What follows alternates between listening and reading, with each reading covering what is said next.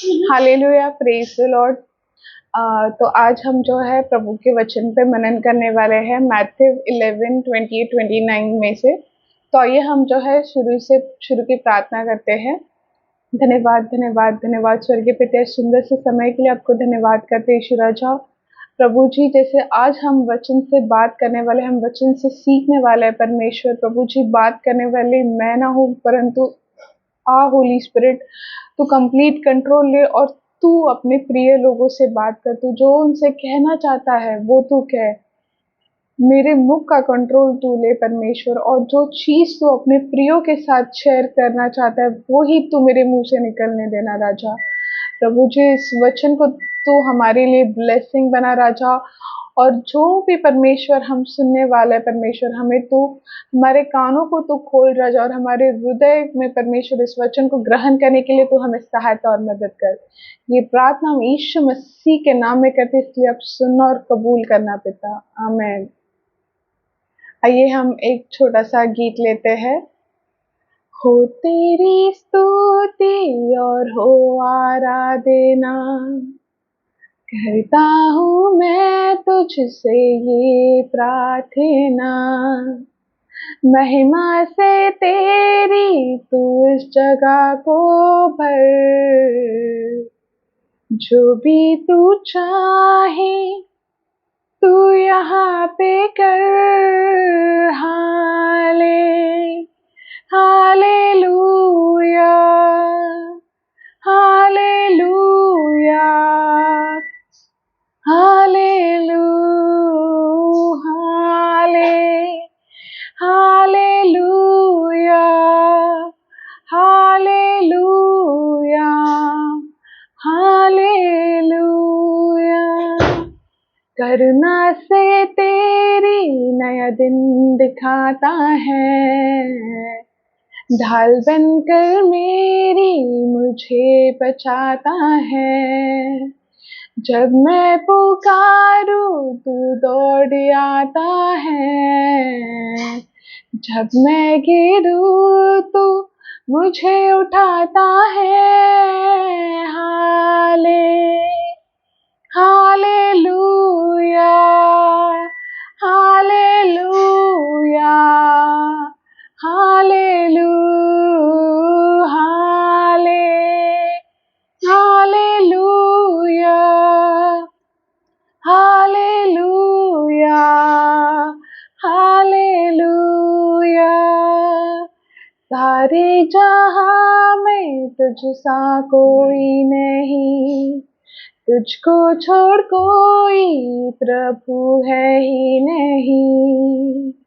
घुटने में टेको बस तेरे सामने, तू है मेरा प्रभु, तू मेरा पिता। Hallelujah hallelujah hallelujah hallelujah hallelujah hallelujah. Yes Lord, thank you Jesus. धन्यवाद परमेश्वर। प्रभु जी, आपकी उपस्थिति के लिए हम आपको धन्यवाद करते हैं राजा। आइए हम जो है वचन में जाते हैं। तो आइए जो है हम मत्ती इसका 11 जो है अध्याय पढ़ते हैं, उसका 28 और 29 जो है हम वर्स पढ़ने वाले हैं। 28, 29 और 30 जो है हम पढ़ने वाले हैं। हे सब परिश्रम करने वाले और बोझ से दबे हुए लोगों, मेरे पास आओ, मैं तुम्हें विश्राम दूंगा। मेरा जुआ अपने ऊपर उठा लो और मुझसे सीखो, क्योंकि मैं नम्र और मन में दीन हूँ, और तुम अपने मन में विश्राम पाओगे, क्योंकि मेरा जुआ सहज और मेरा बोझ हल्का है। प्रभु इस वचन से हमें जो है आशीर्वादित करे। मैं फिर एक बार आपके लिए वचन पढ़ूंगी। हे सब परिश्रम करने वाले और बोझ से दबे हुए लोग, मेरे पास आओ, मैं तुम्हें विश्राम दूंगा। मेरा जुआ अपने ऊपर उठा लो और मुझसे सीखो, क्योंकि मैं नम्र और मन में दीन हूँ, और तुम अपने मन में विश्राम पाओगे, क्योंकि मेरा जुआ सहज और मेरा बोझ हल्का है। तो बहुत दिन से जो है परमेश्वर मुझसे ये वचन के बारे में जो है बात कर रहा था, तो मैं आपके साथ जो है वो चीज़ आज शेयर करूँगी कि क्या जो है प्रभु ने मेरे साथ शेयर किया है। तो जैसे हमने पढ़ा कि परमेश्वर कह रहा है कि हे परिश्रम करने वाले लोग, हे बोझ से दबे हुए लोग, तुम मेरे पास आओ। मेरा जो जुआ है वो तुम लो, क्योंकि वो जो है हल्का है। तो क्या है परिश्रम? क्या परिश्रम है? क्या बोझ है? तो मैं आपसे आज कहना चाहती हूँ कि बहुत बार जो है हम अपने लाइफ में जब चल रहे हैं, तो बहुत सारी तकलीफ़ें आती हैं, इश्यूज़ आते हैं। फिर हम जो दिन भर हम काम करते रहते हैं, जैसे कि अ, हमें हम कमाते हैं, पैसा आता है तभी तो हम कुछ खाएँगे। तो हम दिन भर इन सारी चीज़ों में लगे रहते हैं कि कैसे हमको फाइनेंस घर लाना है, हमें और क्या चीज़ें करनी है, बच्चों के लिए क्या करना है, घर में और क्या चीज़ करनी है। मतलब दिन भर जो है हमारा दिमाग इन्हीं चीज़ों के पीछे दौड़ते रहता है। हम परिश्रम करते हैं कि चलो आज ये करना है, कल ये करना है। दिन भर जो है हमारे काम लगे रहते हैं, फिर वो कोई भी काम होने दो, आपको ऑफ़िस से रिलेटेड होने दो, घर से रिलेटेड होने दो, बच्चों से रिलेटेड होने दो, फैमिली से रिलेटेड होने दो। लेकिन हम दिन भर जो है सिर्फ़ काम कर रहे हैं, कर रहे हैं, कर रहे हैं, और हम काम करते-करते प्रभु को जो है वो भूल जाते हैं। बहुत बार हम बहुत सारी चीज़ें जो है अपने हाथ में लेते हैं, और हम भूल जाते हैं कि हमारा प्रभु भी है, ज़िंदा परमेश्वर है, जो हमें आसानी से इन चीज़ों में जो है हमको सॉल्यूशन दे सकता है, या हमें बता सकता है कि हमें क्या करना चाहिए।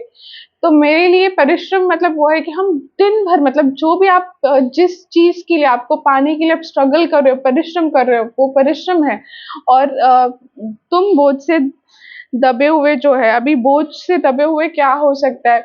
बहुत बार हम ऐसा होता है कि हम लाइफ में सोचते बहुत सारी चीज़ें कि हमें ये करना है, हमें वो करना है, हम ऐसे करेंगे, हम वैसे करेंगे, हमारे ये प्लान्स है, हमारी ये ड्रीम्स है। बट लाइफ ईज़ी नहीं होती, और जो चीज़ हम प्लान करते हैं वो बहुत बार जो है नहीं होता। हम बहुत बार ऐसे होता है कि जो हमने प्लान किया है उसके एग्ज़ैक्ट अपोज़िट ही चीज़ें होती है। या जो ड्रीम्स हमने देखे हैं वो ड्रीम्स हमें बहुत बार जो है हम अचीव नहीं कर पा रहे हैं, हमें फेलियर आ रही है, या फिर हम फेल ही होते जा रहे हैं, हमने जो सोचा था वो हो नहीं रहा है हमारे साथ में।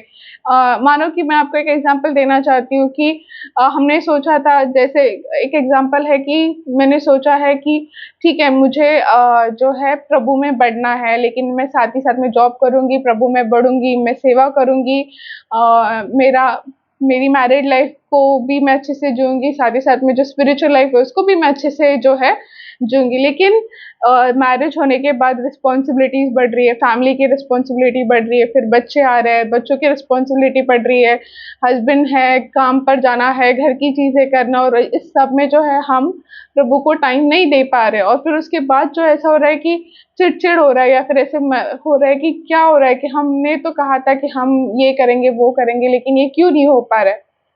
तो एक सडनली एक प्रेशर फ़ील होना स्टार्ट होता है, क्योंकि इस सब में जब हम ये चीज़ें कर रहे हैं, तो हम कंटिन्यूअसली जो है सिर्फ़ वर्ल्ड की चीज़ें करते जा रहे हैं, करते जा रहे हैं। हम प्रभु के वचन में जो है बढ़ना भूल जाते हैं, या फिर हम भूल जाते हैं कि हमें प्रेयर भी करना है, हमें रुकना है, हमें प्रार्थना करनी है, हमें प्रभु से पूछना है कि प्रभु क्या करें? ये चीज़ें हैं, तो आगे हमें क्या करना है करके। और ऐसे होता है प्रियो कि बहुत बार हमने जो चीज़ प्लान की है वो नहीं होती, ठीक है? क्योंकि परमेश्वर के माइंड में हमारे लिए दूसरी योजनाएँ होती है। हमें लगता है कि नहीं, मेरे लिए ये सही है, लेकिन वो नहीं होता, और प्रभु हमारे लिए उससे भी बढ़कर अच्छी चीज़ हमारे लिए करता है। अ, आप जैसे कि मैं अगर शेयर करूँगी मेरे एक्सपीरियंस से, तो मुझे प्रभु में बढ़ना है, मुझे और जो है परमेश्वर की सेवा में बढ़ना है, और बहुत कुछ करना है प्रभु के लिए। लेकिन फैमिली कमिटमेंट्स है, साथ ही साथ में सारी चीज़ों को हैंडल करते हुए वे ये चीज़ें करने में कभी-कभी दिक्कत आती है, लेकिन फिर प्रभु हिम्मत देता है, बोलता है तू उठ, कर सकती है, तू ये चीज़ करना है तुझे। प्रभु गाइड करता है हमें हर वक़्त, हर पल में। कि हमको क्या करना है। लेकिन जो एनिमी है वो हमारा जो है विश्वास को जो है कमज़ोर करने की कोशिश करता है। हमें हर बार ये चीज़ को रियलाइज़ करता है, देख तूने तो कहा था तू ये करने वाली है, तूने तो बोला था तू ऐसा करेगी, तूने तो बोला था तू वो करने वाली है, लेकिन तू आज कहाँ पर है? तू तो कुछ नहीं कर पा रही है, देख तेरी लाइफ में कितनी सारी प्रॉब्लम्स है। तो आपने बहुत सारे जने ये चीज़ को नोटिस किया कि आपको सडनली कंटिन्यूअसली ये चीज़ें आपको सताती रहती है कि अगर कोई चीज़ जो है आपने प्लान की वो नहीं हो रहा है, तो आपको हमेशा क्या देख तूने तो ऐसा बोला था ना कि ऐसा होएगा, वैसा होगा, तो क्यों नहीं हो रहा है? या फिर अभी जैसे कि मैं आपको बताऊँ कि जैसे मैं एक अनबिलीवर फैमिली से आई, तो मैं प्रभु में आई। तो ऐसा नहीं कि मैंने प्रभु को ग्रहण कर लिया तो मेरी लाइफ बहुत ईज़ी थी, मुझे कोई टेस्ट एंड ट्रायल्स आई नहीं, कुछ नहीं, ऐसा नहीं था। इनफैक्ट प्रभु में आने के बाद बहुत सारी चीज़ों को मुझे सैक्रिफाइस करना पड़ा, बहुत सारी चीज़ों को पीछे छोड़ना पड़ा, कुछ रिलेशंस को पीछे छोड़ना पड़ा, बहुत सारे लोग जो है हर्ट भी हुए रहेंगे मेरे डिसीजन से, या फिर ऐसा भी हुआ है कि जैसा मैंने सोचा था, मैं प्रभु में आई, मैंने शादी जब एक बिलीवर फैमिली में की, तो मैंने सोचा था ठीक है अब तो मैं ये करूँगी, मैं वो करूँगी, लेकिन बहुत सारे चैलेंजेस आए, मैं नहीं कर पाई। लेकिन और मुझे एनिमी ने हर बार ये टॉर्चर किया कि देख तू तो कुछ नहीं कर सकती, देखा तू तो फेल हो गई, तूने तो बोला था कि तू ऐसा करेगी, वैसा करेगी, लेकिन तू क्या कर कर पाई, कुछ नहीं कर पाई। फिर जो आपके आसपास के लोग हैं, आपको तकलीफ देने के लिए कोई दूर से नहीं आएगा, जो आपके आजू बाजू में लोग हैं, जो आपके घर वाले हैं, जो आपके प्रिय लोग हैं, बहुत बार वही लोगों से आपको सताव जो है आना स्टार्ट होता है। तो ऐसा होता है कि बहुत बार मुझसे ऐसा सवाल होता है कि तू तो परमेश्वर में आई, लेकिन फिर भी देख तेरी लाइफ में तो प्रॉब्लम्स है, फिर भी ऐसा है, फिर भी वैसा है। लेकिन क्या कभी यीशु ने हमें ऐसा कहा है कि तुम अगर मेरे पास आओगे तो तुम्हारी लाइफ प्रॉब्लम फ्री होगी? डेफिनेटली नहीं।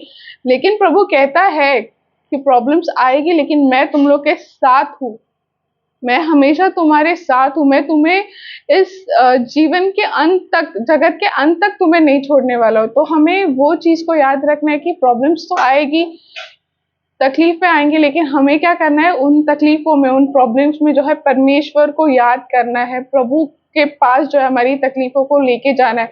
जो भी प्रॉब्लम हो, आपको वो सारी प्रॉब्लम्स को जो है परमेश्वर के पास लेके जाना है। आपके ऑफ़िस में प्रॉब्लम है, आप प्रभु के पास लेके जाइए उस चीज़ को। अगर आपके मैरिज में इश्यूज़ है, आपके घर में इश्यूज़ है, आप उसको प्रभु के पास लेके जाइए।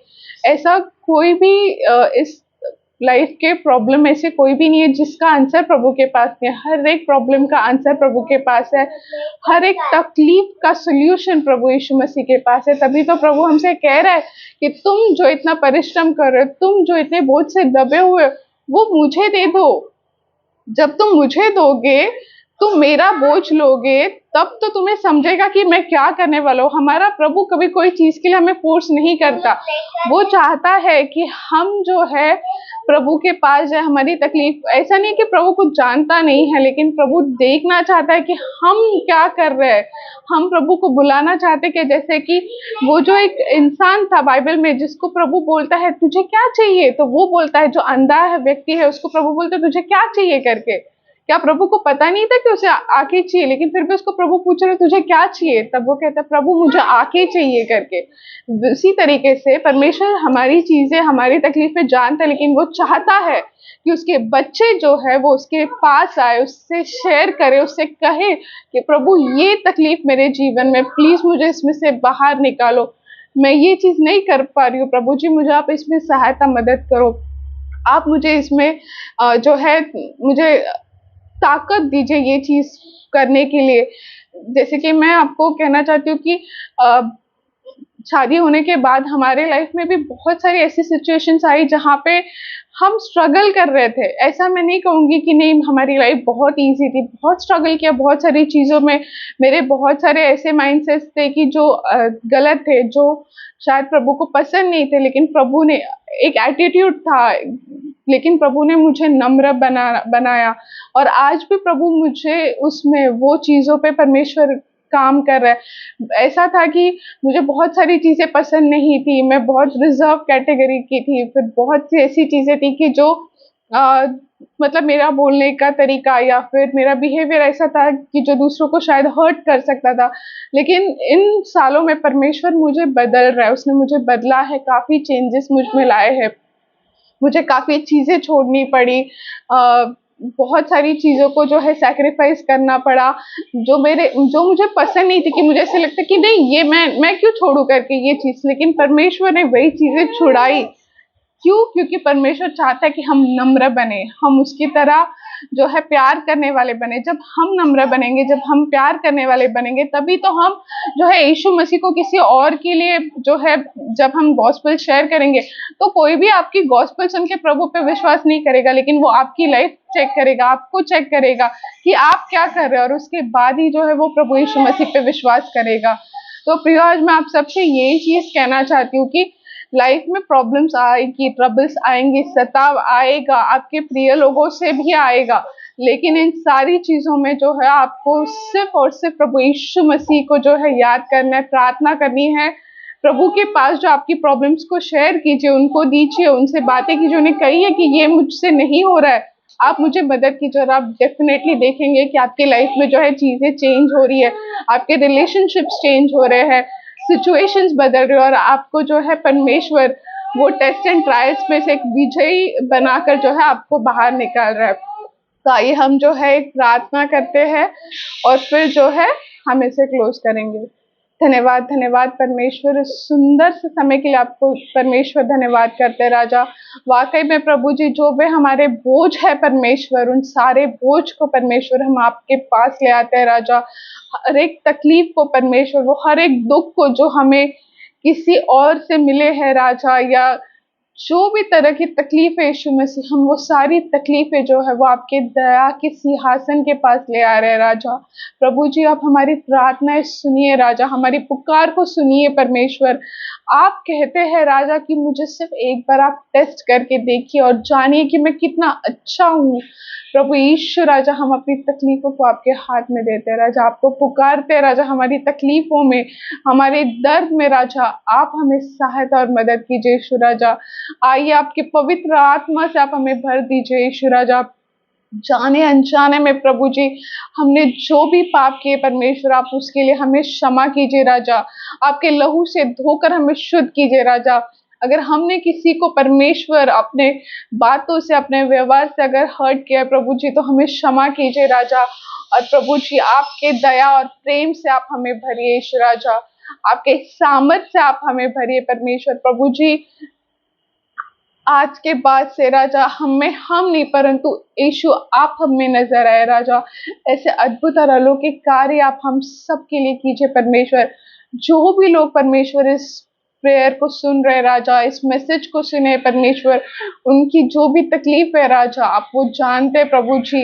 आप उन्हें सहायता और मदद कीजिए राजा, उनकी पुकार को सुनिए राजा स्वर्ग से, और उन्हें उत्तर दीजिए यीशु राजा। और आपने सुना परमेश्वर, आपने उन्हें मदद की, इसके लिए मैं आपको धन्यवाद करती हूँ राजा। सारा आदर, मान, महिमा, गौरव प्रभु यीशु में सिर्फ आप ही को देती हूँ राजा। ये सारी प्रार्थना हम प्रभु यीशु के नाम से करते, इसलिए अब सुनिए पिता, आमीन। ये हम जो है प्रभु की प्रार्थना करते हैं। हे हमारे स्वर्गीय पिता, तेरा नाम पवित्र माना जाए, तेरा राज आए, तेरी इच्छा जैसे स्वर्ग में पूरी होती हो, वैसे ही पृथ्वी पर पूरी हो। हमारी रोज की रोटी तू हमें दे, और जैसे हमने अपने अपराधियों को क्षमा किया है, वैसे ही तू भी हमारे अपराधों को क्षमा कर। और हमें परीक्षा में मत डाल, परंतु दुष्ट से बचा, क्योंकि राज्य और पराक्रम और महिमा सदा तेरी है, आमीन। प्रेज द लॉर्ड सबको, थैंक यू।